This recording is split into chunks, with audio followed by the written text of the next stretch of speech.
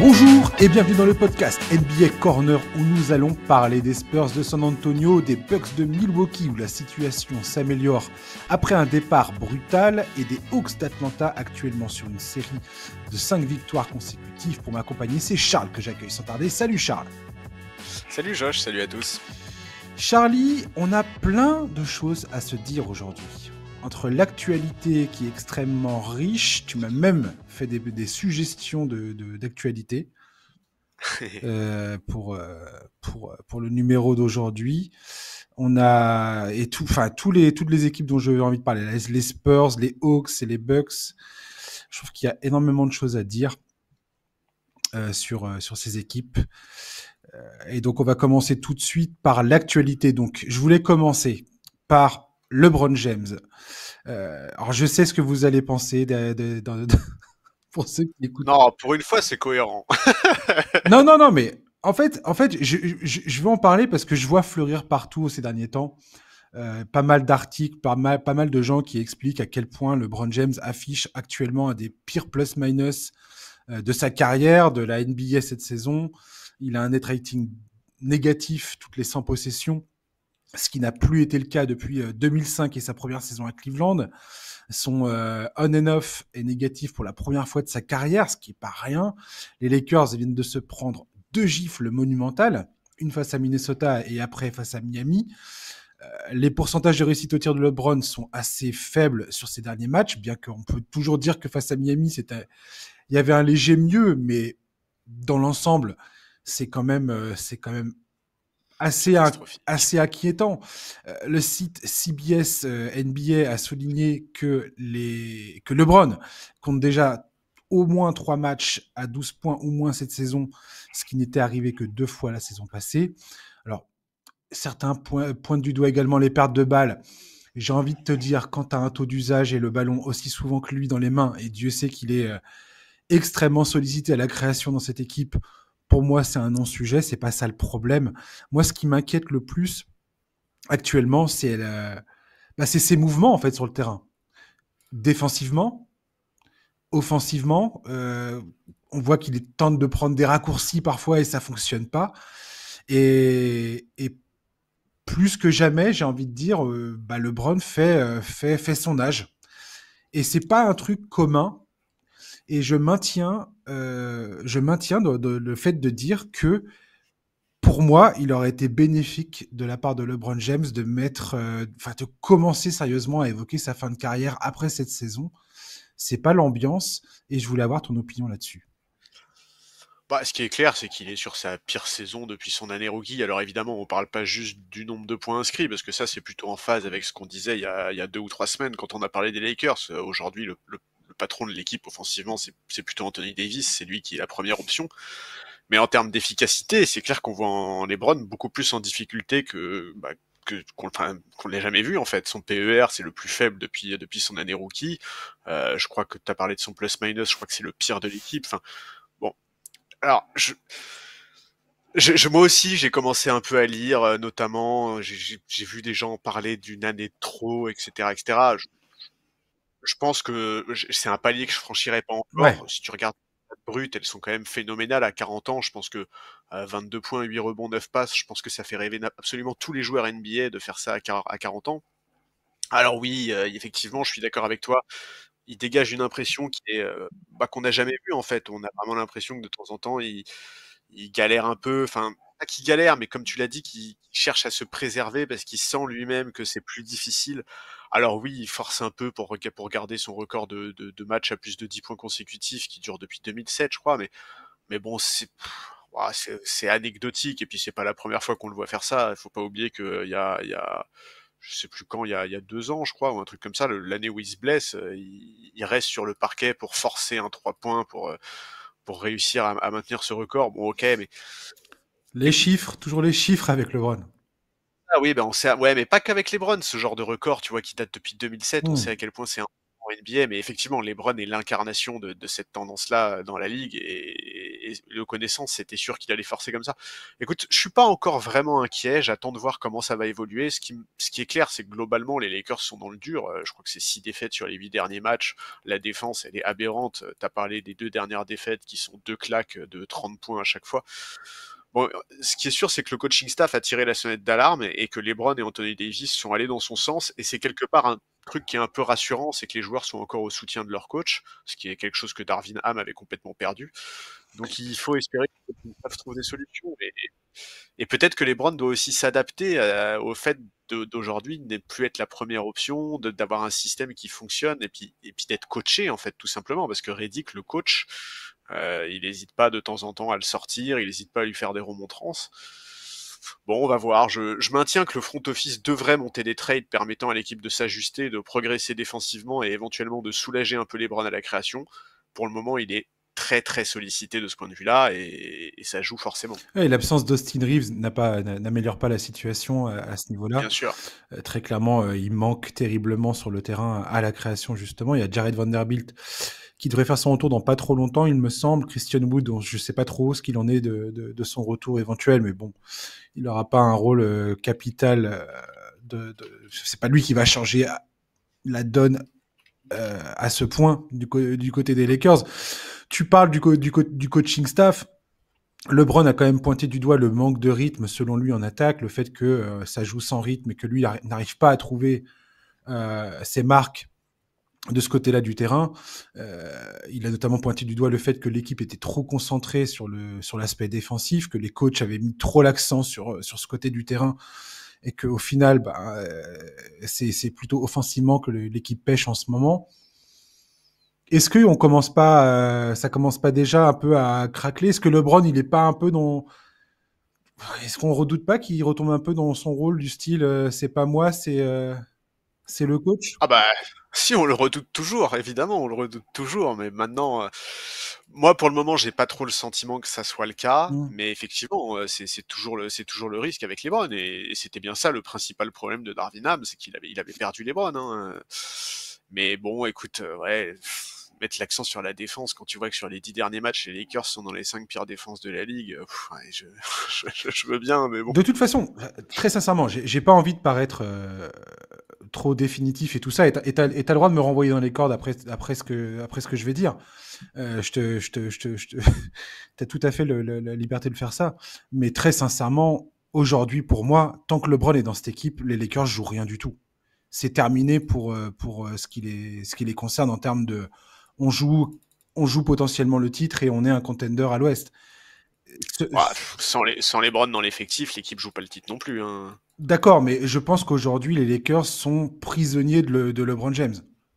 Ah oui, ça je suis, oui, oui, bien sûr, Ils ça je suis complètement sont d'accord. Et totalement à la merci de ce joueur qui, aussi formidable a-t-il été dans sa carrière. Enfin, je veux dire, on va pas refaire l'histoire. Tout le monde connaît LeBron James pour le coup. Enfin, je veux dire, on est sur la fin de la génération LeBron James.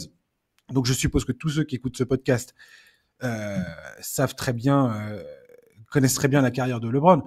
Aujourd'hui, je trouve que c'est... Enfin, il y a un côté qui m'énerve, quoi. Il y a un côté caricatural, je trouve, dans sa façon de cumuler encore les... Je le dis, je le répète, je suis un disque cassé, rayé à l'heure qu'il est, mais euh, faire cumuler les totaux en permanence, maintenir cette équipe dans un espèce je sais pas, sous sa coupe comme ça, moi, ouais, mais c'est les encore Lakers. une fois, je suis fan des Lakers, j'en peux plus, quoi. J'en peux plus. Sa dernière saison NBA ça va être un cirque permanent. Oui, C'est, je mais trouve, en fait, en fait, je me si demande t'écoutes les Lakers, t'es habitué à ça. ouais, d'accord, Charlie, mais à quel point ce qui se passe aujourd'hui se joue au détriment de la carrière de LeBron James, en fait. Alors, pour le coup, on peut dire que je suis un LeBron hater ou ce que vous voulez, mais est-ce qu'il n'y a pas un moment où LeBron est en train de jouer contre lui-même? Moi, c'est une question que je me pose très sincèrement. À quel moment ce qu'il est en train à force de pousser encore et toujours plus loin, qu'est-ce qu'il lui reste à prouver à ce gars-là?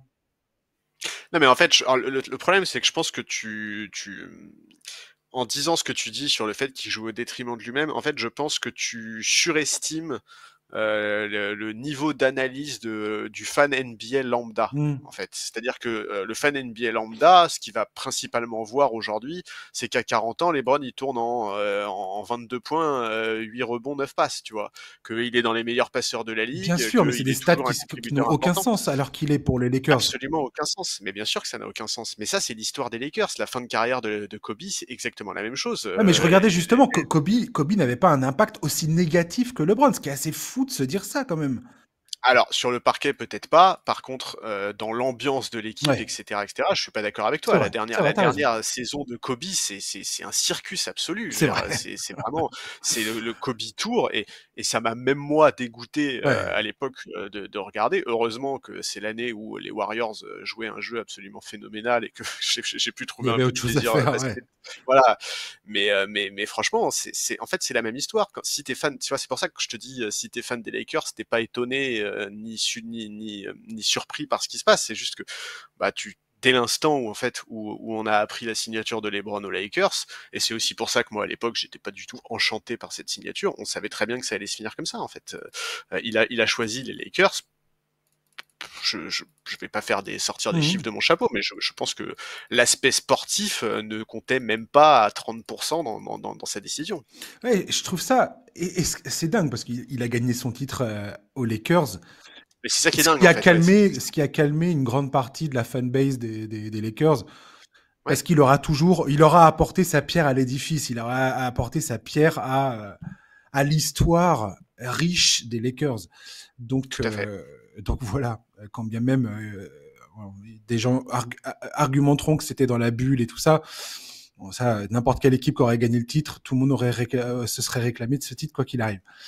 Oui, oui, oui. Donc voilà. Mais ouais, en fait, ça me fascine cette histoire de LeBron James. Aujourd'hui, l'aspect humain, plus que l'aspect sportif, me fascine pour ce que ça dit de lui, pour ce que ça dit de la ligue, pour ce que ça dit de nous en tant que fans, de la manière dont, Bah, de la franchise aussi, de la hein. franchise aussi. Mais il y a énormément de choses qui sont condensées dans cette histoire de LeBron James qui se cristallise dans son cas aux Lakers, de cette histoire qu'il a commencé à écrire là-bas, enfin qu'il termine dans sa carrière à Bah, d'écrire là-bas. Et j'ai l'impression, je me demande vraiment, à terme, quand il aura définitivement raccroché les baskets, euh, les chaussures et qu'il sera parti et qu'il aura pris sa retraite, je me demande vraiment quel regard on portera sur cette fin de carrière. bah, je sais pas quel regard nous on portera. Par contre, je pense que le grand public dira, eh, on parle d'un mec qui a 40 ans, te claquait des triples doubles à 35 points, 14 passes, 12 rebonds, tu vois. Bah, En j'ai hâte de fait, voir c'est ça. ça. Franchement, En c'est fait, là où je suis curieux de voir ça parce que pour moi, plus le temps passe, plus, il y a un risque de tirer vers le bas cette vision de LeBron, notamment dans son passage aux Lakers. mais c'est tout à fait possible. Après, c'est aussi un peu c'est un aspect qui, toi et moi, n'est pas forcément notre aspect préféré de la NBA, mais c'est vraiment l'aspect entreprise de spectacle en fait. Mmh. Aujourd'hui, enfin même si on met de côté ce titre qui est franchement miraculeux, hein, parce que si tu regardes le Ouais. bilan des saisons des Lakers sous LeBron, c'est miraculeux que cette équipe elle ait été titrée. Avec Anthony Davis qui tout d'un coup décide de mettre tous ses tirs. Voilà, le passage, la période LeBron aux Lakers, c'est quand même plus du spectacle que du sportif. Et c'est quelque chose qu'on savait absolument. C'est vrai. Enfin, je pense que quasiment tous les fans des Lakers s'en doutaient au moment où la signature a été annoncée. On va encore parler, on va continuer de l'actualité. Kevin Durant qui s'est fait une entorse face aux Spurs, il sera réévalué dans une semaine environ. Départ excellent de saison de Kevin Durant. Il avait joué 75 matchs la saison passée. Là, il s'est blessé au mollet. Il a manqué 7 rencontres. Une victoire, 6 défaites pour les Suns dans cette période. Ouais. Bradley Beal a également manqué 8 matchs, également au mollet, blessure au mollet. Nurkic est à l'infirmerie pour une blessure à la cuisse. Euh, les Suns, c'est assez bizarre ce début de saison parce que très encourageant. Tyus Jones, tout le monde est d'accord pour dire que c'est exactement le gars qu'il fallait recruter dans cette équipe pour que ça roule. Et c'est très, très encourageant. Les rookies, comment il s'appelle Ryan Dunn Ryan Gunn, ouais. et, et l'autre là qui est absolument incroyable, Ozo Iguodaro.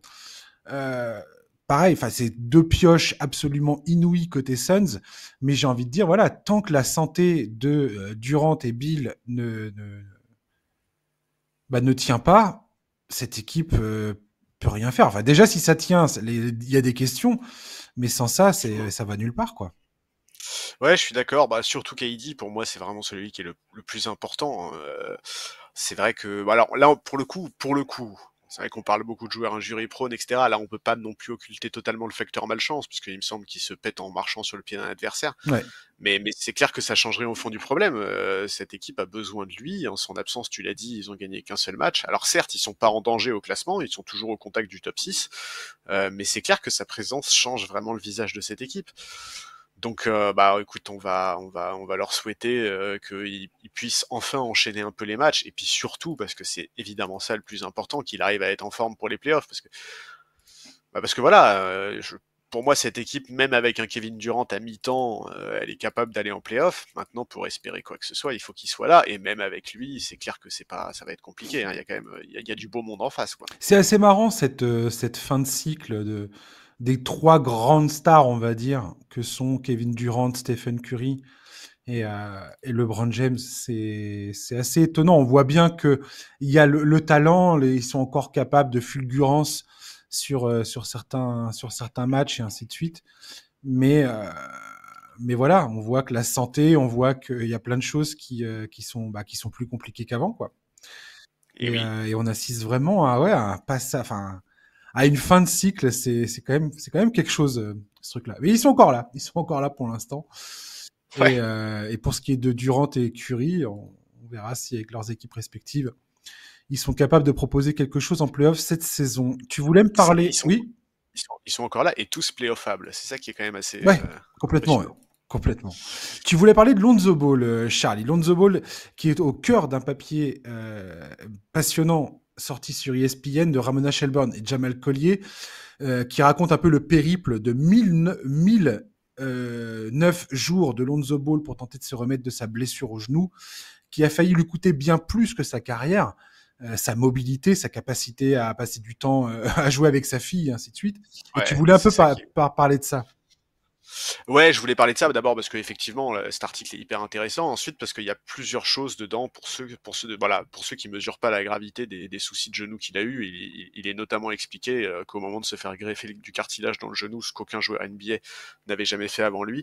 En fait, son objectif premier, c'était même pas de reprendre le basket, Tout c'était à fait. de plus souffrir. Et il cite effectivement le fait de tout simplement pouvoir jouer avec sa fille. Donc ça, c'est quand même assez marquant. Et l'autre chose qu'il évoque dans cet article et que moi je voulais mentionner, c'est une théorie à laquelle moi je crois sincèrement, c'est que les chaussures avec lesquelles il a entamé sa carrière NBA auraient pu jouer un rôle dans ses problèmes de genoux. Donc pour mémoire, pour ceux qui n'ont pas tout l'historique en tête, au moment où il démarre sa carrière, son père lance une marque, Big Baller Brand, dans l'idée de monter un business lui permettant de surfer sur la hype de ses enfants qui étaient tous attendus en NBA.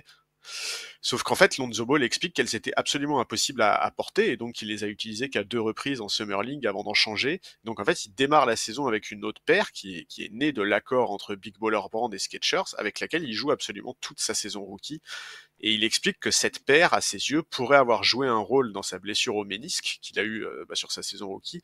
Alors évidemment, il évoque d'autres facteurs qui pourraient expliquer ses problèmes de genoux, mais c'est vrai que sur sa saison rookie, on sentait parfois sur certaines prises d'appui qu'il n'était pas à l'aise dans ses chaussures, il y avait vraiment des moments où il n'était pas confiant. Et c'est vrai que moi, je voulais qu'on le mentionne, parce que personnellement, j'ai toujours pensé que ces histoires de chaussures avaient joué un vrai rôle dans ses blessures et dans son début de carrière compliqué. Et dans l'absolu, il y a pas mal d'éléments dans cet article sur la toxicité de ce père qui voulait absolument faire fortune en profitant de la réussite sportive de ses enfants. C'est un cas de figure qu'on connaît et qu'on rencontre souvent dans le sport, dans plein de sports différents, mais dans le cas des balls, c'est particulièrement violent et ça pourrait avoir des conséquences particulièrement graves parce que il a vraiment été un boulet pour le début de carrière de son fils qui a fini par prendre ses distances avec lui quelques années après sa draft, mais aujourd'hui encore, Lonzo Ball, il est pénalisé par ses problèmes au genou. Alors on saura jamais précisément à quel point cette paire de chaussures a eu un impact là-dedans, mais on connaît l'importance que ça a et vraiment moi je suis en fait je suis content d'avoir lu ça de l'avoir lu, en fait, d'avoir lu que Lonzo Ball lui-même le pense, parce que moi, c'est vraiment un truc qui me tourne dans la tête depuis sa draft. Et depuis sa draft, je me dis, mais à quel point toute cette histoire-là a joué, et à quel point toute cette histoire-là nous prive d'un joueur qui est incroyable. Moi, alors, je suis pas toujours objectif au moment de parler de Lonzo Ball, mais enfin, faut se rappeler du joueur que ce mec-là était devenu.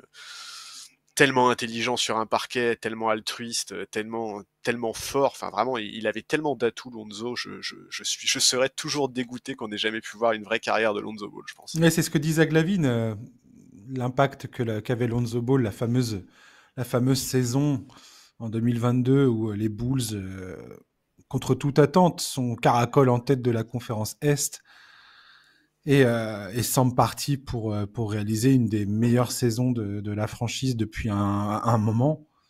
Ouais, bah oui, oui. Et tout s'écroule avec une blessure qui, à l'origine, n'était pas censée être grave. Il était censé être de retour potentiellement 4 à 6 semaines plus tard. Et ça va durer outrageusement plus longtemps, Ouais, avec des ramifications dans sa vie personnelle qui sont terribles. Humainement, cet article, il est... Enfin, il y a toute la dimension humaine du parcours de Lonzo Ball qui est absolument fascinante. tout à fait. Et son travail avec le corps médical, avec les différents spécialistes qu'il a eu, le fait qu'à un moment, il ne savait absolument pas s'il allait pouvoir continuer à vivre. Donc, tu as 25 ans et tu te poses la question de savoir si tu vas pouvoir vivre un jour sans ressentir de la douleur dans tes articulations, quoi. C'est horrible. Et ouais, c'est absolument, hallucinant, très très très bon. Enfin, voilà. Ramona Shelburne, on connaît la qualité de son Ouais, travail. absolument. Et Jamal Collier aussi. Et voilà, très très bon article sur ESPN à découvrir. On va terminer l'actualité en parlant du bracket de la NBA Cup. Les Bucks sont la seule équipe de la saison passée à atteindre les quarts de finale. Alors, les quarts de finale, ça va être mardi et mercredi prochain, là, qui arrive.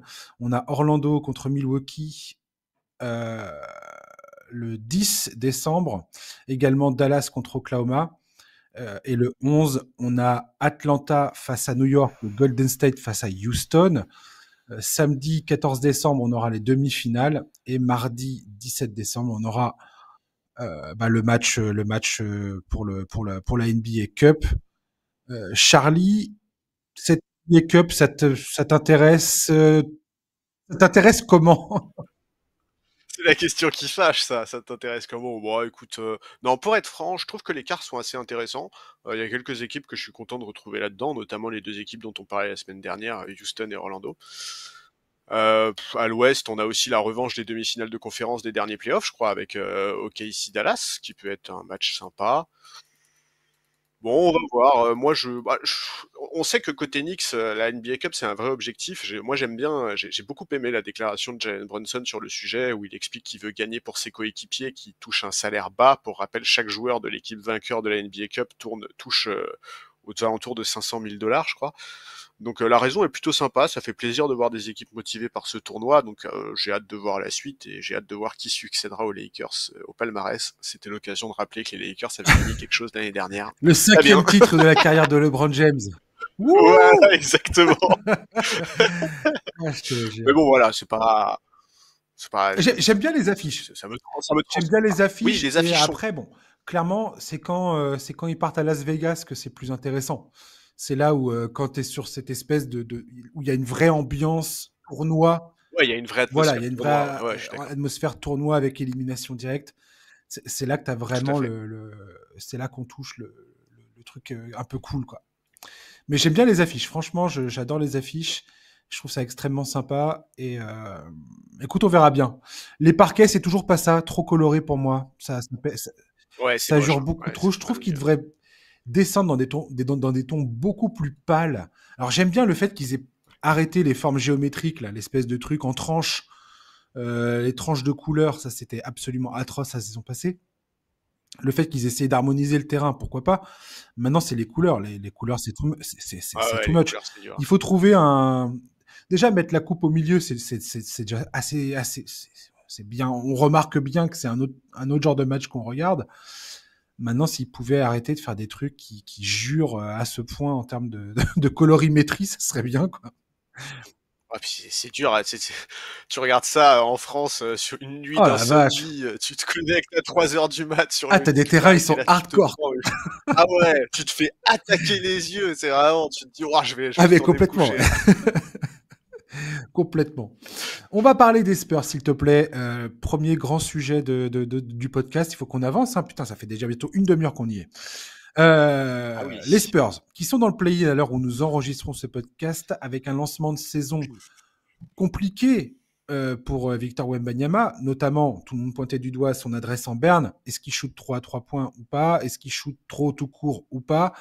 Là, clairement, Victor a repris les commandes de l'équipe avec sa présence défensive élite et une efficacité offensive en progression constante, j'ai envie de dire. J'ai pas envie de dire, je dirais pas que c'est un roi de l'efficacité, mais il a encore des hauts et des bas, clairement, mais il y a largement du mieux.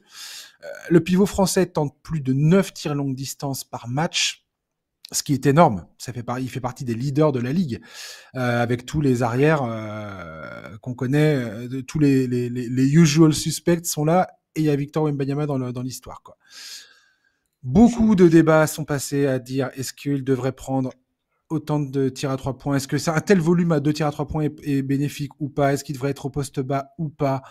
On va en parler peut-être tout à l'heure. Il travaille également de son propre aveu sur sa lecture du jeu, sur son sens de la passe, parce qu'il doit faire face à de plus en plus de prises à deux. L'impact de Chris Paul se fait clairement sentir sur l'ensemble de l'effectif. Stephen Castle, le rookie, a clairement tiré profit de la présence de Chris Paul. Il a également intégré le 5 majeur après la blessure de Jeremy Sohan, et il a une production absolument incroyable. Il a des capacités défensives qui en font un parfait compliment de Victor Wembanyama sur le terrain. En remplacement de Greg Popovich depuis le 2 novembre, Mitch Johnson, je trouve, montre des très belles choses sur le banc des Spurs. Charles, ton opinion sur cette équipe depuis le début de saison? Déjà, c'est pas la première fois qu'on parle d'eux, et à l'époque, on avait dit, il y a quelques semaines, qu'il fallait leur laisser un peu de temps, qu'il y avait eu des changements dans l'équipe, que Wembanyama et Chris Paul, par exemple, devaient aussi apprendre à jouer l'un avec l'autre. Petit à petit, je trouve que ça prend. Alors évidemment, on n'est pas sur le jeu développé est pas fantastique. On va pas se mentir, c'est pas un plaisir, mais il y a quand même des trucs. Il y a C'est par des intermittent, phases. j'ai envie de dire. Ouais, bah notamment j'aime bien. Je trouve que Wembanyama est plus utilisé pour ressortir. Bah, en fait, il y a ce côté où c'est line-up où il est quasiment le seul intérieur, et dès qu'il est pris à deux dans la raquette, il ressort intelligemment le ballon pour ses shooters. Ça, c'est un truc que j'apprécie assez de voir, que je trouve on voit pas encore assez. Mais c'est notamment comme ça qu'il a gratté un triple-double il y a quelques temps. Écoute, en tout cas, le bilan comptable, il est clairement meilleur que l'année dernière parce que ça joue mieux, parce que l'équipe a progressé, aussi parce que les vétérans ont su step up sur certains matchs pour aller chercher des victoires importantes. Harrison Barnes a eu quelques gros Incroyable. matchs, Chris Paul aussi, il a été précieux dans certains matchs, notamment face à Utah. Bref, ça fait assez plaisir. Je pense qu'on était nombreux en tant que Français à espérer cet été que cette équipe puisse passer un cap, du moins entamer une vraie courbe de progression. L'idéal, ce serait évidemment de faire découvrir les playoffs à Wembanyama le plus tôt possible. Alors, je dis pas du tout que ça sera nécessairement le cas cette année, mais c'est quand même important pour la suite de sa carrière d'être dans une équipe qui progresse. Stephen Castle, tu l'as mentionné, il montre qu'il est parfaitement prêt à être starter NBA, il fait plaisir à voir, défensivement c'est fort, potentiellement un des futurs meilleurs de la ligue sur les postes arrière. Il est hyper actif, il fait beaucoup de choses sur le parquet, il défend, il pose des écrans, il coupe, enfin vraiment, on sent qu'il a un moteur, ce mec-là, et qu'il a beaucoup de talent. Donc ouais, je trouve que c'est bien. J'aime bien l'idée aussi de pas lui confier toutes les responsabilités non plus. Tu vois, de le voir aux côtés d'un meneur un peu gestionnaire, un profil comme Chris Paul qui peut beaucoup lui apprendre. Donc ouais, je trouve ça bien qu'il ait été installé dans le 5, ça a été rapidement payant. Je crois que depuis qu'il est titulaire, il tourne à 14 points, 4 passes. Ouais, il a fait Il y 14 a, il y a des matchs en tant choses, hein. que titulaire. Là, logiquement, il va retourner sur le banc avec le retour de blessure de Jérémy Sohan. David Vassell est revenu également, mais lui, apparemment, la question se pose de savoir est-ce qu'il va réintégrer, enfin, comment ils vont gérer ses minutes. Est-ce qu'ils vont le laisser en sortie de banc?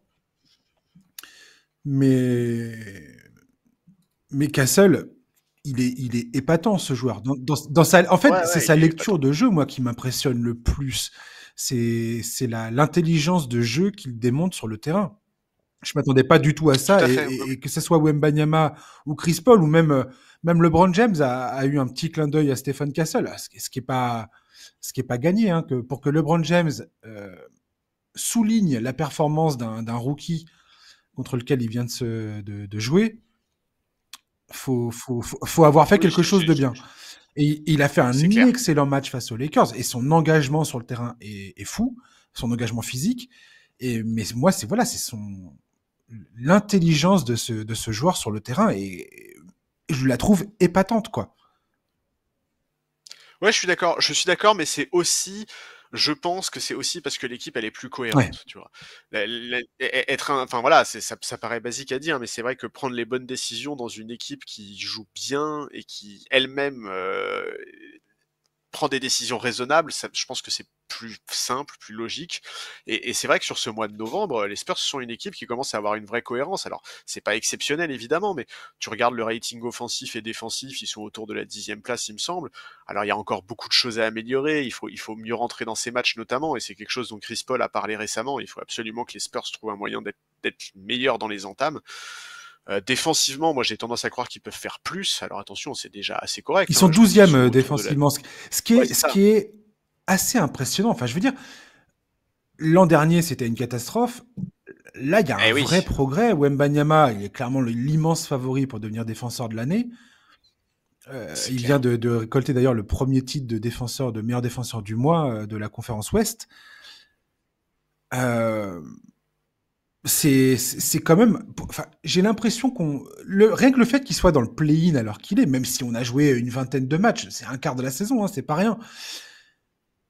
C'est pour ça que je voulais parler des Spurs, c'est que il faut quand même bien comprendre que c'est extrêmement encourageant. Et je comprends pas qu'en France, il y a beaucoup de gens qui soient là à dire ah ouais mais vous en faites des caisses avec Wembanyama. Mais excusez-moi du peu, mais pour le moment, alors il a eu un début de saison où il fallait pointer du doigt le fait qu'il n'était pas du tout à droit et qu'il n'était pas en rythme. Mais là, excusez-moi, sur les 10 derniers matchs, il est à 28 points, 11 rebonds, 5 passes, 3 contre, 51, 40, 79. Enfin, je veux dire, il y a un moment, Mais moi j'ai l'impression que ce qui est surtout beaucoup critiqué en fait, notamment en France, c'est c'est le paquet de 3 points qu'il prend en fait quoi. J'ai l'impression qu'il y a beaucoup de gens qui aimeraient le voir jouer plus comme un intérieur traditionnel et moins comme un shooter extérieur. Mais en fait c'est pas une décision de Wembanyama ça déjà, d'abord, ouais. c'est une décision du coaching staff, de l'équipe, et puis surtout c'est, enfin il faut regarder la NBA actuelle en fait. Il a 20 Aujourd'hui il ans. y a Il a quasiment. 20 ans. Oui, Faut non bien mais même comprendre tu que peux pas lui développer demander un de jeu au passer poste, match à jouer en. ça va pas arriver du jour au lendemain, quoi. Non mais non seulement ça va pas arriver du jour au lendemain, mais même pour son équipe, c'est pas souhaitable qu'il passe le match à jouer Tout au à poste fait, en ouais. fait. Ça ne serait pas efficace, ça ne marcherait pas. Donc on va voir. En tout cas, ce mois de novembre, il doit absolument valider le fait que cette équipe, elle vaut beaucoup mieux qu'une équipe du bas-fond de la conférence Ouest. Moi, ces Spurs, j'ai envie de les voir se battre pour le play-in. Franchement, je pense qu'il y a un coup à jouer avec les saisons compliquées de certaines équipes, comme notamment les Wolves, les Kings, la fragilité d'équipes comme les Lakers ou les Warriors. Je pense vraiment que les Spurs, ils ont une carte à jouer pour ce play-in. Et je pense que c'est vraiment très important pour les jeunes de cette équipe de commencer à se battre et à viser ce genre Ouais, d'objectif. complètement. Et je parlais de Devin Vassell tout à l'heure. Ce qui est assez amusant, c'est que Devin Vassell, en 80 minutes, joué avec Victor Wembanyama ensemble sur le terrain, ils ont un minus de 25 points, ce qui est pas bon.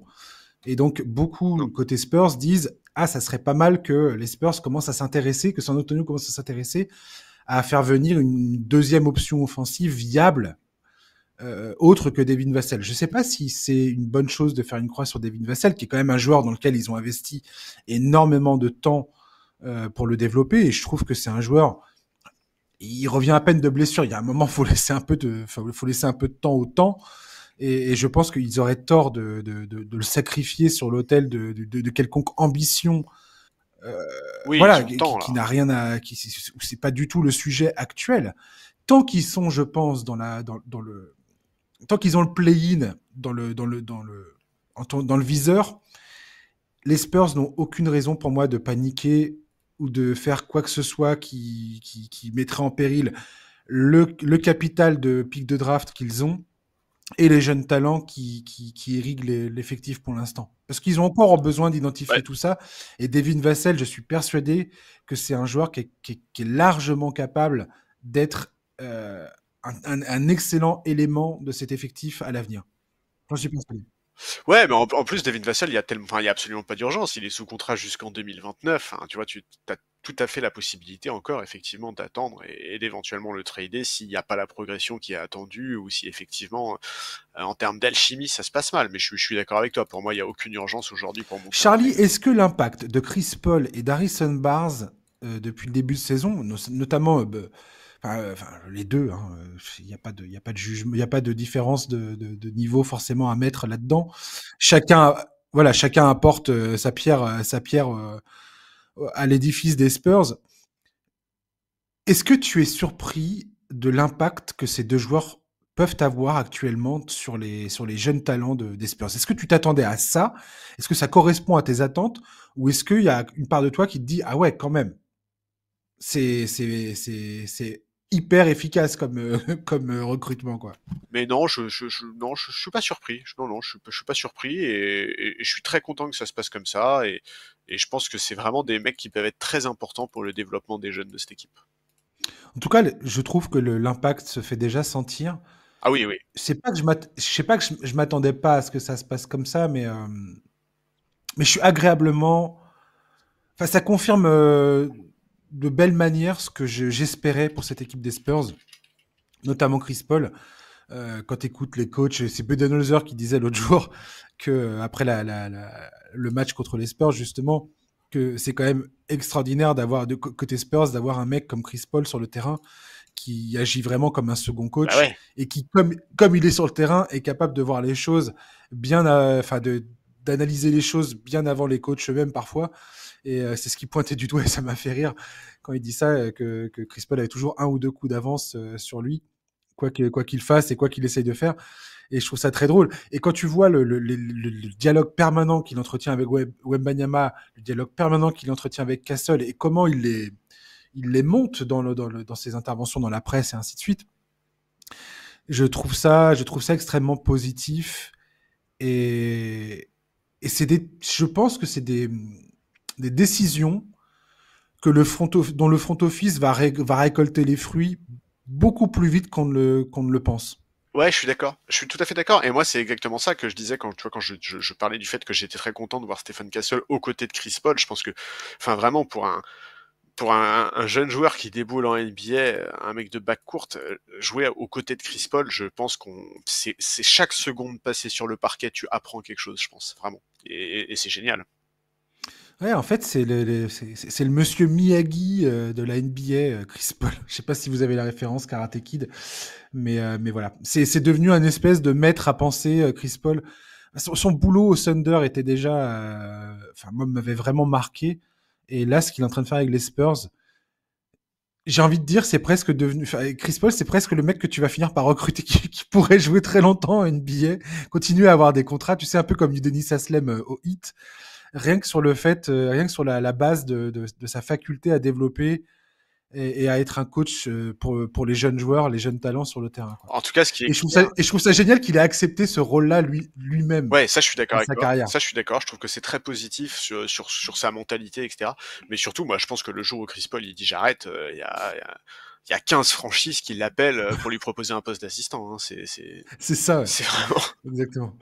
Tu sais, pour développer, pour piloter l'unité de développement de tes talents, de tes jeunes talents, quoi. Ouais. Un truc comme ça. Et Dieu sait qu'on en parle, toi et moi, dans le podcast. Truc indispensable pour toute équipe qui a qui a des vraies ambitions. Si tu développes pas tes jeunes talents, c'est compliqué, quoi. Surtout avec la convention collective d'aujourd'hui. Et ça va c'est une très bonne transition pour l'équipe dont on va parler maintenant, les Milwaukee Bucks. Pourquoi? Parce que cette équipe, le 10 novembre dernier, ils avaient un bilan de 2 victoires, 8 défaites. Moi, le premier, j'étais en train de faire chauffer la trade machine Bah sur ouais. ESPN pour tenter de trouver une nouvelle équipe pour Giannis Antetokounmpo.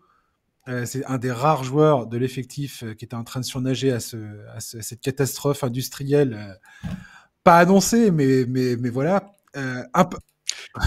c'est ça exactement. On est un peu moins d'un mois plus tard et voilà, et je voulais reparler de Milwaukee justement parce que d'une part, ils sont en train de rectifier la trajectoire de belle manière. Le niveau général de la conférence Est leur permet actuellement d'être qualifiés pour les playoffs directement, hein, sans passer par le play-in, alors qu'ils ont un bilan à peine à l'équilibre. Chris Middleton va faire son retour, là, ça a été annoncé ce vendredi face à Boston. Mieux encore, le duo Giannis Antetokounmpo et Damian Lillard commence à montrer quelque chose. Il y a un pouls. Il y a quelque chose qui se passe.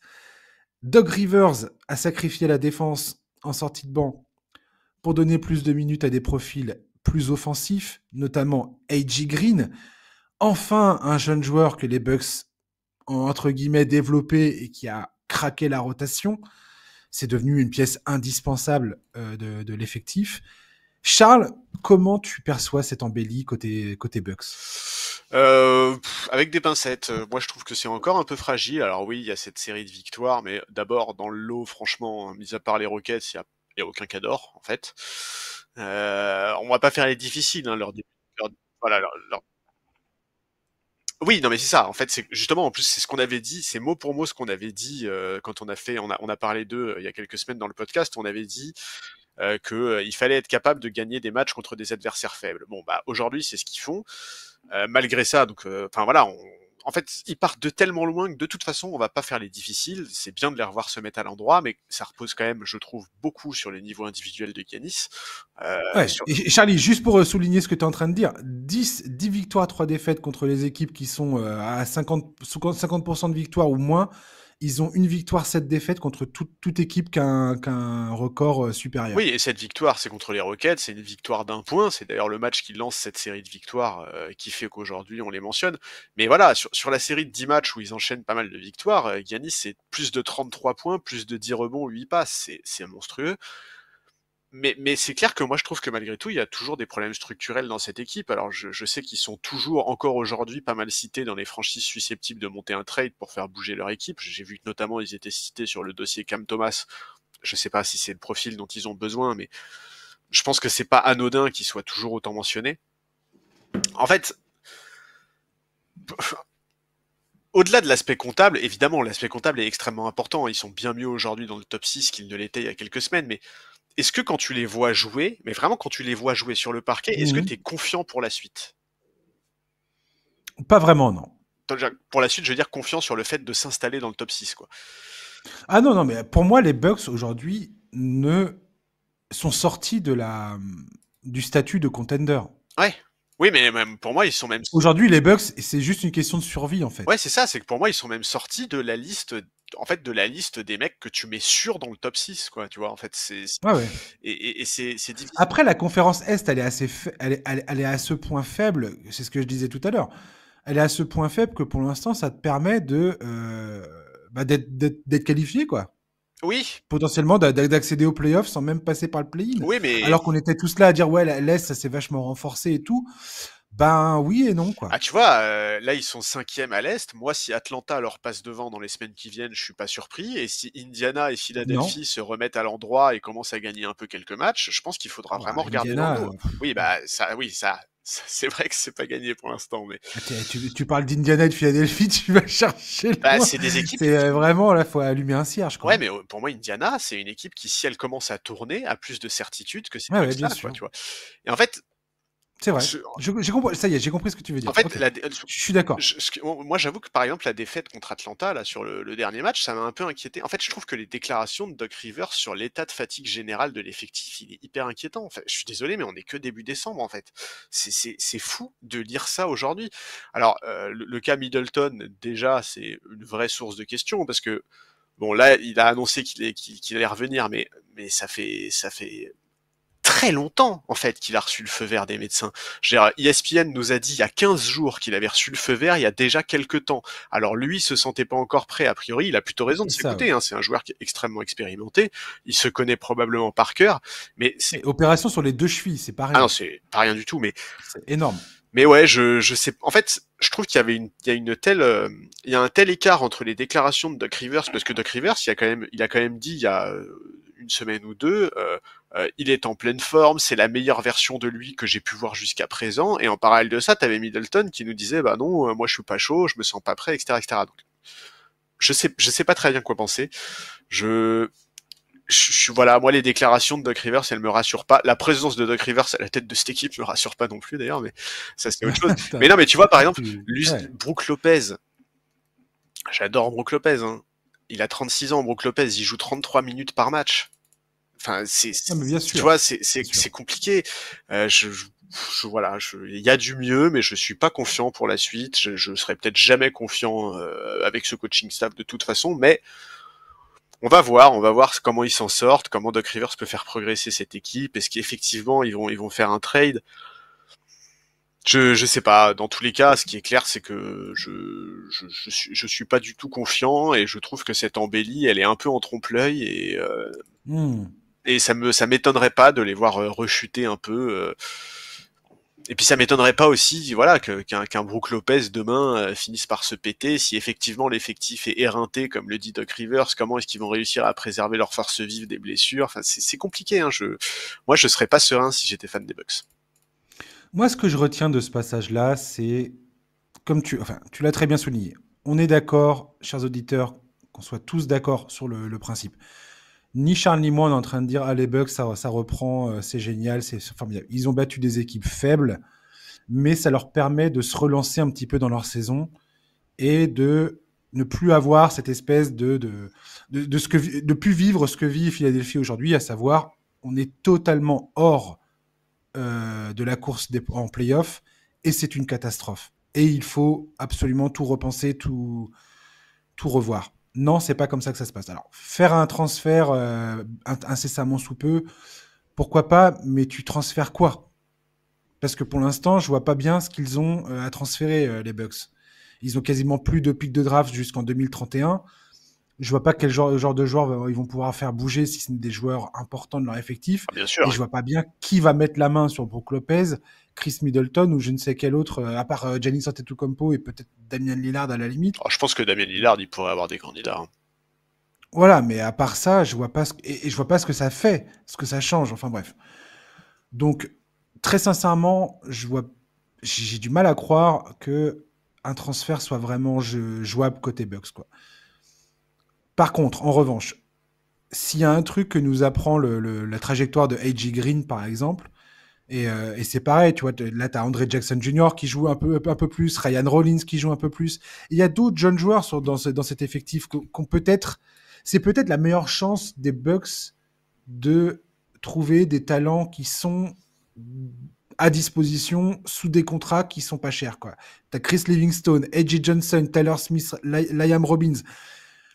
Il y a un moment, il va falloir voir un petit peu qui sont ces joueurs-là. Marjan Beauchamp, dont on n'arrêtait pas de parler un moment. Voilà, le mec, ça fait 3 coachs qu'il a, ça fait 3 coachs qui essayent de lui donner du temps de jeu et qui finalement se ravisent. Bon, il y a un moment, les Bucks, va falloir faire avec ce qu'ils ont et trouver surtout le bon rythme. Quand tu écoutes Giannis Antetokounmpo, quand tu écoutes Damian Lillard dire on a eu un super training camp, on n'a jamais douté du fait qu'on allait remonter la pente, nous voilà relancés dans notre saison. La défaite face à Atlanta l'autre jour là, a mis un petit coup d'arrêt à tout ça, à cet enthousiasme. Mais cette équipe des Bucks est extrêmement intéressante pour ça. C'est une équipe qui possède un candidat au titre de MVP en puissance en la personne de Giannis Antetokounmpo. Le mec, il est juste impressionnant. Il a une production offensive dans la raquette jamais vue depuis Shaquille O'Neal en 2000. Ce qui veut dire ce que ça veut, ce qui veut dire ce que ça veut dire. Je veux dire, ce gars est absolument, c'est un monstre dans la raquette.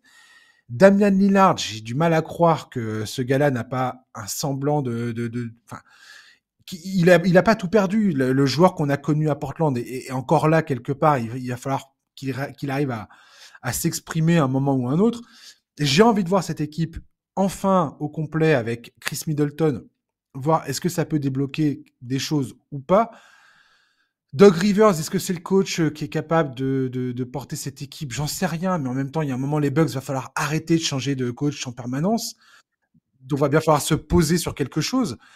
Donc, cette équipe, elle est vraiment fascinante à mes yeux pour toutes ces raisons. Il y a un mix entre des vétérans où l'horloge est actionnée pour cette équipe.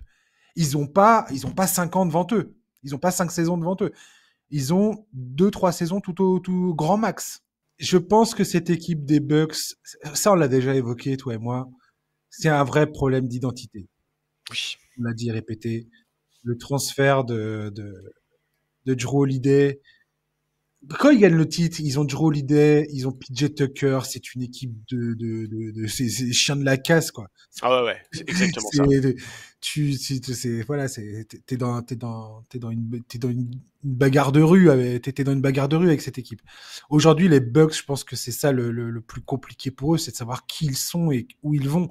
Et tu vois bien que le fait que Taurean Prince et AJ Green sont soit au cœur d'une attaque qui tout d'un coup parvient à planter des 3 points et que l'équipe arrive à vivre grâce à ça. C'est un fait nouveau dans cette équipe qu'ils sont encore en train de digérer et de se dire comment on fait pour intégrer ça dans notre fonctionnement normal, tout en comprenant que défensivement, il y a des sacrifices à faire, quoi. Forcément. Et c'est entre deux, en fait, que les Bucks ont du mal à gérer. Et oui. Qu'est-ce qu'on sacrifie en défense pour donner à l'attaque et qu'est-ce qu'on ne refuse de donner à l'attaque pour ne pas sacrifier la défense? Et c'est toute la difficulté de construire une équipe NBA. Complètement. Et construire une équipe qui est efficace des deux côtés du parquet, c'est une énorme prise de tête et c'est très très compliqué. Ouais. Et elle est fascinante, cette équipe, parce que encore une fois, ce transfert de Damian Lillard a mis un compte à rebours sous la pression du franchise player qui est Giannis Antetokounmpo. Donc, tout le monde est responsable dans cette histoire. Ah, bien sûr. Et quand tu les écoutes, quelque part, personne ne fuit ses responsabilités. Et c'est quelque chose que je trouve respectable du côté des Bucks. Alors, personne ne fuit ses responsabilités pour le moment. On verra à la fin de la saison en fonction de comment... Non, mais tu vois, en fonction. Non, mais t'as raison. Et même là, en fait, parce que bon, là, il y a effectivement eu cette période d'euphorie avec quelques rencontres. Là, dans les 3-4 prochains matchs, ils jouent Boston, Orlando, Cleveland. S'ils se prennent 3 tartes sur ces matchs-là, on verra quelle sera la teneur des discours. T'as dit quoi? Alors, c'est quoi le calendrier, pardon? Boston à Boston. Ouais. Brooklyn à Brooklyn, Orlando à domicile et Cleveland à Cleveland. Oh là. Ouais, et puis Brooklyn, ils sont pénibles. Ah, en plus, Brooklyn, c'est dimanche à 9h30. Et Brooklyn, France. En plus, ils sont sur leur talon, je crois qu'ils sont à une ou deux victoires d'écart. Hein. Ouais, donc... Non, c'est pour ça, moi je te dis, le top 6, ça peut glisser très très vite. Hein. De toute façon, à 20 matchs... Oui. Brooklyn, ils sont à 10 victoires, 13 défaites. Ils sont 9e de la conférence. Ok, il y a un peu de marge quand même. Il y a un peu de marge. Mais Brooklyn, ils ont quelques bonnes équipes sur leur tableau de chasse. Oui. Ah non, mais c'est une équipe qui est pénible à jouer. Hein. Ouais. Et ça me donne encore une parfaite transition. J'ai même pas fait exprès. Tu imagines, Charlie? Je fais même pas exprès. C'est la classe. Pour parler de la dernière équipe, les Hawks. Qui, elle, a des très belles équipes au tableau de chasse. Oh là là, on va en parler. Petite pensée pour un de nos auditeurs, Valentin, qui avait participé au mailbag en début de saison et qui est fan des Hawks. Et je me souviens plus trop de ce que j'avais dit à ce moment-là, mais j'étais pas très confiant concernant les Hawks, il me semble. Et pourtant, Charlie, c'est une équipe, clairement, c'est une des équipes de la saison qui me donne le plus de plaisir en ce moment. Je ne saurais pas expliquer pourquoi, mais je suis séduit par cette équipe qui, mi-novembre, a fait tomber Boston. Ils ont battu deux fois de suite Cleveland, alors que fin novembre, alors que Cleveland était quasiment invincible. J'ai déjà exprimé dans le podcast mon amour pour Jalen Johnson et je suis absolument ravi de voir qu'il justifie amplement la signature de sa prolongation, 150 millions pour 5 ans. Bravo Atlanta. Alors que beaucoup de gens avaient émis des doutes sur la pertinence de ce move. Et très sincèrement, tu as envie de dire qu'il méritait plus quand tu vois son niveau de jeu. Il ne force jamais rien, il sait absolument tout faire et il le fait extrêmement bien.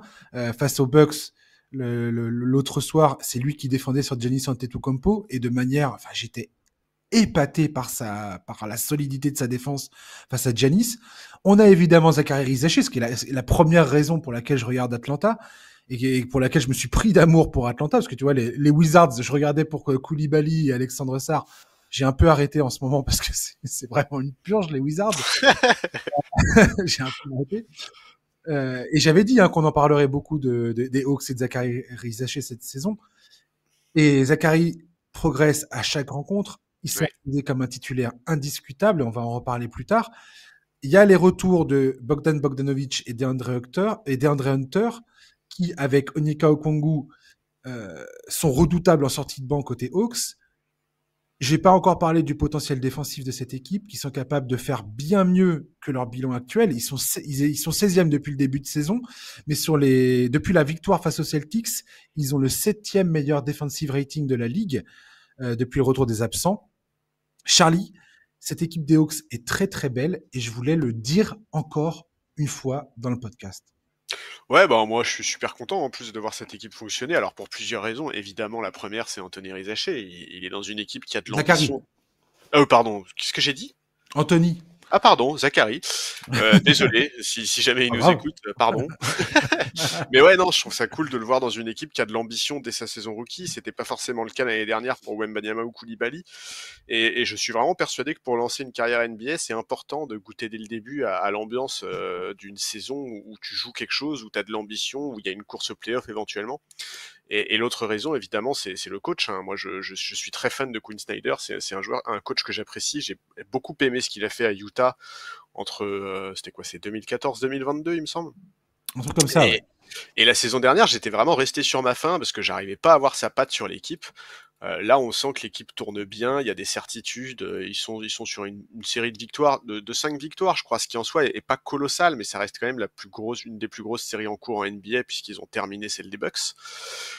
Tu l'as dit, ils ont battu les Cavs 2 fois pour lancer cette série, ce qui est pas un mince exploit vu le début de saison des hommes de Kenny Atkinson. Plus tôt, ils avaient aussi tapé Boston, ils ont tapé les Knicks. Bref, il y a vraiment des belles références et c'est aussi ça qui fait dire aujourd'hui à certains observateurs NBA qu'il faut prendre cette équipe au sérieux.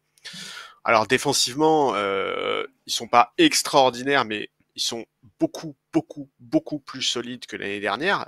L'année dernière, ils avaient un des 5 pires defensive ratings de la ligue, il faut le rappeler. Là, tu l'as dit dernièrement, ils sont beaucoup plus hauts. Ils ont un banc qui est remarquable. Actuellement, Atlanta, c'est 3e en termes de points inscrits en sortie de banc derrière les Warriors et les Grizzlies. Ça permet aussi de compenser certains soirs où Trae Young est un peu dans le dur, comme c'était le cas notamment face à J'en parler de triangle. Bah ouais. Et évidemment, le joueur qui se met le plus en valeur en sortie de banc, c'est DeAndre Hunter. Il est dans la forme de sa vie, il est sur la meilleure saison statistique de sa carrière, alors que son temps de jeu est plutôt en baisse par rapport à ses premières années dans la ligue. Il a jamais été aussi adroit à 3 points. Défensivement, il est actif. En termes de mentalité, je trouve qu'il fait vraiment plaisir parce que il a quand même perdu sa place suite à une blessure et quelque part suite à la draft de Rizaché aussi, puisque c'est lui qui a pris sa place dans le 5, mais il Et a c'est l'air un d'être... joueur qui est souvent blessé depuis le début de sa carrière. Enfin, je Tout veux à dire, c'est fait. un mec hyper frustrant, Deandre Hunter. Oui, bah bien sûr, ouais, bien sûr. Mais ouais, il a l'air d'accepter parfaitement la situation, il en tire parti. Alors je crois aussi qu'il est devenu père récemment, donc ça joue aussi peut-être dans son évolution. Hein. Ce serait pas le premier joueur qui prend en maturité et passe un cap dans sa carrière après un tel événement. Il y a d'autres joueurs qui sont très intéressants en sortie de banc, t'as notamment cité Okongwu. Bon, voilà, il y a il y a vraiment des choses qui sont kiffantes dans cette équipe. Jalen Johnson est en train de passer un cap. Alors tu me diras, c'était déjà le cas la saison dernière, mais je trouve que vraiment là, il se développe encore plus en tant que joueur. Il a progressé sur le playmaking et le coaching staff hésite plus trop à l'utiliser à la création notamment. Et ouais, voilà, je suis trop content pour Isaché. Pour moi, sa situation, elle avait un peu tout du piège dans le sens où bah il était premier pick d'une draft qui était considérée comme assez faible, sans être péjoratif ou quoi. Mais c'est clair qu'en termes de pool de talent, on n'était pas sur la cuvée de la décennie. Et malgré ça, il devait subir les attentes inhérentes à un first pick. Donc un peu situation piège dans ce sens-là. Et je suis vraiment content de voir que ça se passe bien, que l'équipe progresse, que lui, tu l'as dit, progresse. Bah, à chaque sortie quasiment, on voit c'est une éponge ce mec en fait. T'as pas besoin de lui dire les choses 2 fois parce qu'il enregistre tout. C'est vraiment agréable à suivre. Donc ouais, j'ai hâte de voir l'évolution de leur saison, jusqu'où cette équipe peut progresser. Elle est beaucoup plus cohérente que la saison dernière. Elle est très bien coachée. Il y a des joueurs avec un vrai potentiel et je serais pas surpris qu'on les voit aller assez loin cette saison, les Hawks. En tout cas, c'est une équipe extrêmement agréable à regarder jouer, Ah ouais. bien que il y ait des hauts et des bas. C'est pas constant. Il y a des matchs où c'est vraiment épatant, où t'es impressionné par le niveau général de l'équipe, et t'as d'autres rencontres où tu te dis mais c'est quoi, qu'est-ce qu'ils font? Ils cumulent des erreurs bêtes et avec des shoots stupides, et souvent c'est Trae Young, je trouve, qui prend des Oui. shoots complètement fous. Et y a plein de choses, il y a plein de choses à dire. J'aimerais qu'on parle du trio Jalen Johnson, Rizaché, Dyson Daniels, qui défensivement est impressionnant. En fait, l'intelligence de ces trois joueurs-là défensivement et le fait qu'ils soient tous les trois assez grands pour défendre 3-4 positions, quasiment. Ils sont interchangeables, ils sont longs, ils bougent vite.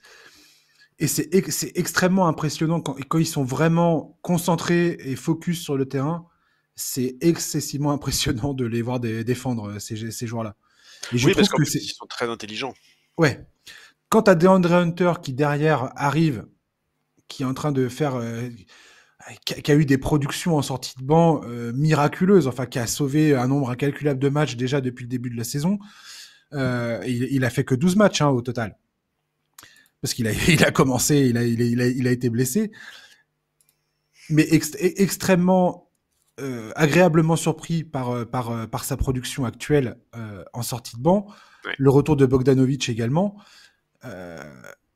Trae Young a tendance à m'énerver parce qu'il prend des shoots des fois qui, je trouve, vont à l'encontre du rythme du jeu collectif.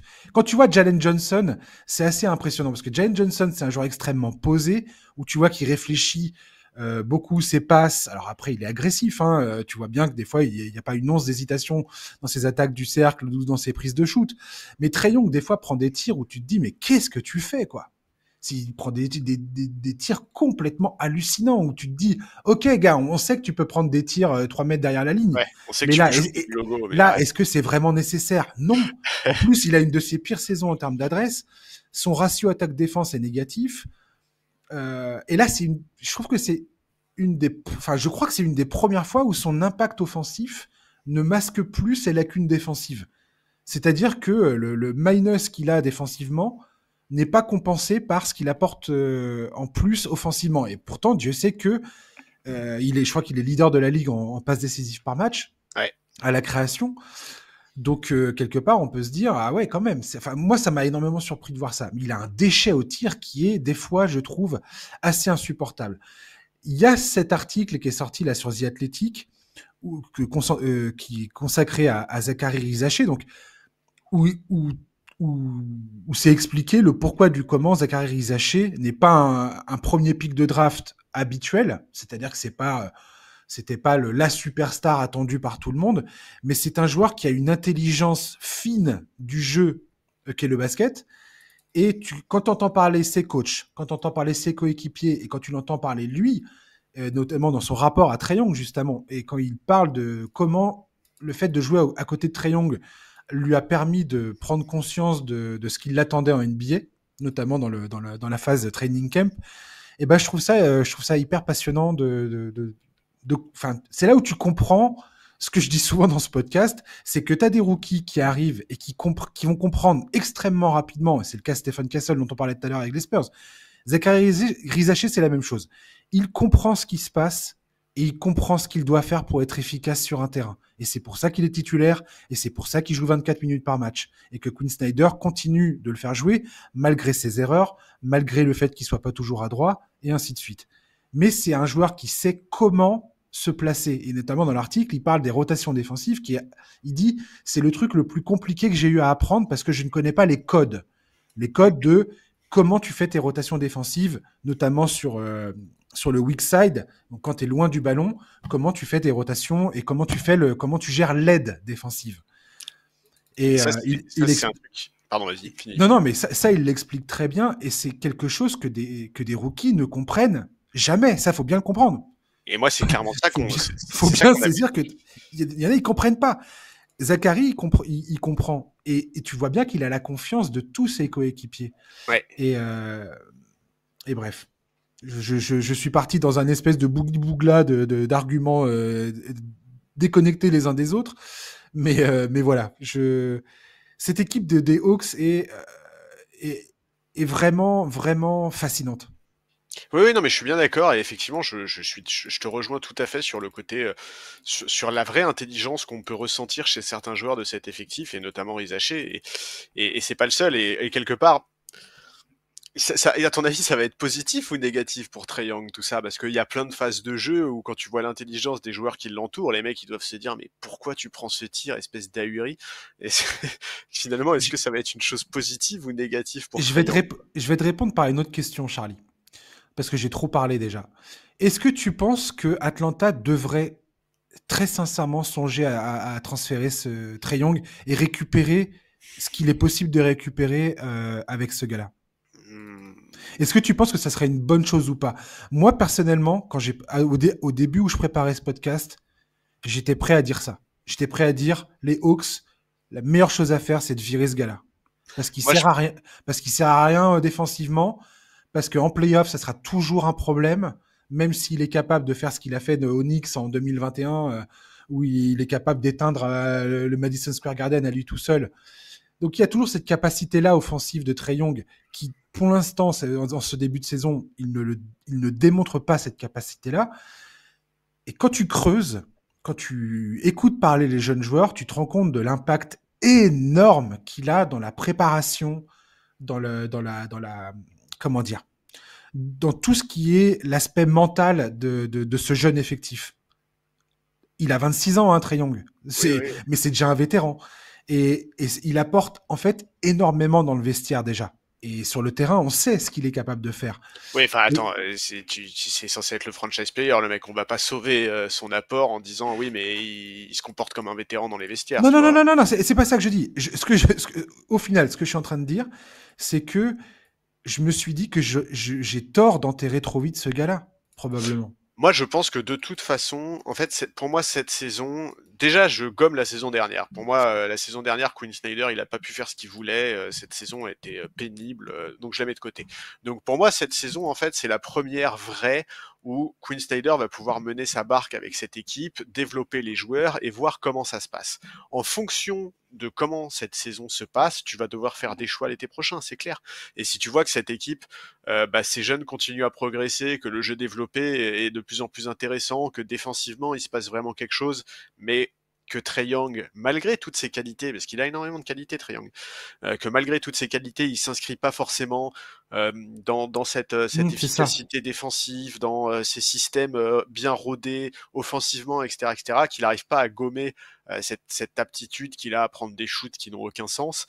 Peut-être qu'à ce moment-là, l'été prochain ou l'année prochaine, tu envisages un trade de Trae Young. Mais pour l'instant, pas du tout. Pour moi, pour l'instant, Je suis d'accord. là, cette équipe, elle a le vent en poupe. Tu profites à fond, tu essayes de développer un maximum les joueurs, de voir jusqu'où tu peux aller comme ça. Et en fonction, tu vois. Après, la vraie question, Charlie, c'est quoi la valeur de Trae Young aujourd'hui aux yeux du reste de la ligue? Qui donnerait quoi pour avoir Trae Young dans son équipe? J'en sais rien. Franchement, j'en sais rien. Je trouve C'est que ça la c'est vraie hyper question. compliqué comme question parce qu'il faut quand même pas oublier que c'est un mec qui a déjà emmené son équipe en finale à l'Est. De conférence, ouais. Oui, oui, en finale à l'Est. C'est un Ouais. joueur qui aujourd'hui est le meilleur passeur de la ligue. Enfin, tu vois, c'est quand même un type. C'est un type qui est capable de shooter, même s'il l'a jamais fait. Je pense que c'est quand même un type qui est vraiment capable de se rapprocher des 40% à 3 points s'il a une sélection de tirs plus intelligente. Enfin voilà, tu vois, un mec qui est capable de tirer à 40% à 3 points tout en donnant plus de 10 passes décisives par match, je pense que ça a une certaine cote quand même en NBA. Il est signé jusqu'en 2026-2027 avec une option joueur dans sa dernière année de contrat, 48 millions, enfin Oui. près de 49 millions sur sa dernière année de contrat. Donc il est à 43 cette saison, 46 quasiment la saison prochaine, 49 quasiment la saison d'après. Dernière année de contrat, donc il y a 89 millions qui sont garantis sur ces 3 années. Bon, je effectivement, je te rejoins sur le fait que probablement cette saison, c'est pas le moment où tu fais ça. Bah non.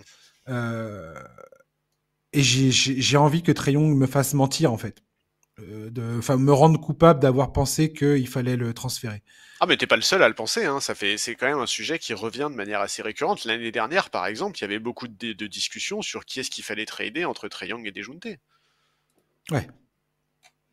En tout cas, la décision de récupérer Dyson Daniels paraît Magnifique. absolument magnifique Ouais, ouais. du côté d'Atlanta, parce que je trouve que Dyson Daniels a totalement changé. Enfin, totalement, oh là, j'exagère. Total.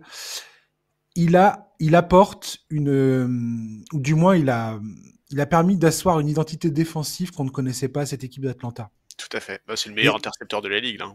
ouais, mais au-delà de ça, je trouve que en fait son activité défensive euh, influence le reste de l'effectif, influence le reste des joueurs. Et je trouve alors je sais pas, enfin c'est son talent défensif qui fait aussi beaucoup. Je pense que le fait d'avoir un joueur qui sait exactement comment se placer, qui est capable de nettoyer les petites erreurs, les trucs que t'as pas forcément vus, et qu'au bout d'un moment, à force de voir ce gars-là faire ce qu'il fait, bah tu te dis ah tiens ouais d'accord, c'est comme ça que ça fonctionne.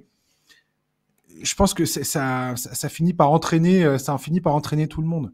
Et très sincèrement, ce trio euh, Johnson, Daniels, Rizaché, défensivement, ils sont magnifiques à voir sur le terrain. Et quand c'est pas Rizaché, c'est DeAndre Hunter.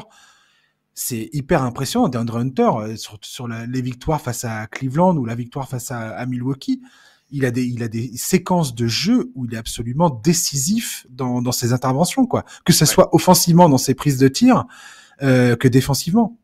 Oui, et puis le trio que tu mentionnes, Rizaché, Daniels, Johnson, c'est 19, 21, 23 ans. Hein. Ces mecs-là n'ont pas du tout fini de progresser.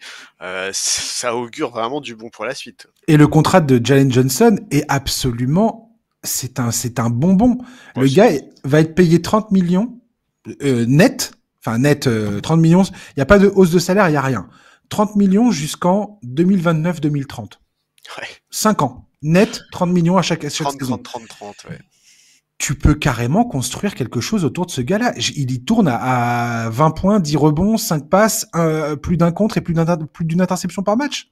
Oui, mais c'est aussi pour ça que... C'est complètement fou. Tu vois, c'est aussi pour ça qu'on se projette dans un monde, enfin, dans quelques mois éventuellement, mais dans un monde où éventuellement le trade de Trae Young se pose parce qu'il y a ce joueur, en fait, qui est déjà là. Il y a Jalen Johnson qui donne déjà tellement de garanties et où effectivement, tu te dis, mais ce mec-là est déjà si fort à 22 ans, à quel point tu peux construire autour de lui?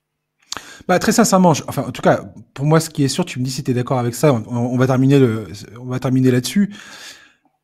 Si t'es Atlanta, on est d'accord qu'aujourd'hui, le gars, la pièce majeure de ton effectif, c'est Jalen Johnson. Et potentiellement Rizaché, mais là, c'est un peu trop tôt pour le dire. Mais très clairement, si je suis Atlanta, je considère Jalen Johnson comme, à l'instant T, le joueur autour duquel il faut que le reste de l'effectif ait du sens. Et ben, je sais pas pas autour de Trae Young. Eh ben, je sais pas si c'est le cas. Moi, je suis d'accord avec toi, mais je ne sais pas si c'est le cas. Vraiment, j'en sais rien. Je sais pas du tout. Tu vois, Trae Young, il a quand même une image dans la ligue. Tu vois, une certaine aura. Je sais pas du tout si c'est le cas. J'aimerais que ça le soit. Je suis d'accord avec toi. Pour moi, ce serait le plus logique, le plus cohérent. Mais je suis pas convaincu aujourd'hui que ça soit le cas. Je pense que Trae Young est encore considéré comme le franchise player de cette équipe et le mec sur qui tu dois construire. Ah, mais bien sûr, mais sérieux, des fois j'ai envie de m'arracher les cheveux quand je le vois prendre des tirs ou perdre des ballons, mais complètement débile.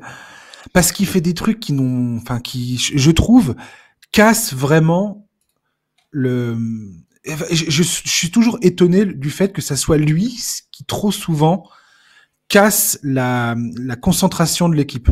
Bah, surtout casse la discipline qu'un mec comme Jalen Johnson qui a 22 ans démontre sur le terrain, quoi. Ouais, mais je suis d'accord. Mais en fait, surtout, ce qui est énervant, c'est, enfin, tu vois, il a été drafté en 2018, c'est sa 7e saison dans la ligue, et il a des défauts qu'on voyait dès sa saison rookie et qu'il a toujours pas gommé, en fait. Enfin, vraiment, il y a des moments où effectivement, tu te dis, mais il a les fils qui se touchent complètement.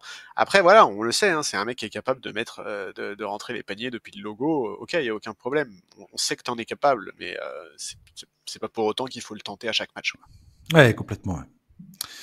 Ouais, écoute, on verra ça, mais en tout cas, je t'avoue que cette équipe des Hawks, c'est une des plus belles surprises, clairement, de ce début de saison. Ouais, très chouette. Où j'avais pas, je sais pas quels espoirs j'avais, pas beaucoup. Ça me semblait quand même être très compliqué. Il y avait Zachary qui était là, mais là, franchement, c'est extrêmement intéressant, cette équipe. Tout à fait. Merci, Charlie, de m'avoir accompagné. Bah, écoute, merci à toi, c'était un plaisir. Ouais, tu seras pas là la semaine prochaine, on peut déjà l'annoncer. Non. Ça sera un nouvel invité qui sera là. Je vous réserve la surprise, je sais déjà qui c'est. Voilà, et toi et moi, on se retrouve le 20, aux alentours du 20 décembre, avant les fêtes de Noël. Impeccable, parfait. Voilà. Chers auditeurs, merci de nous avoir écoutés. J'espère que vous avez passé un bon moment. On se retrouve la semaine prochaine. D'ici là, passez une bonne fin de journée, un très bon week-end. Et à la semaine prochaine donc. Ciao, bye bye.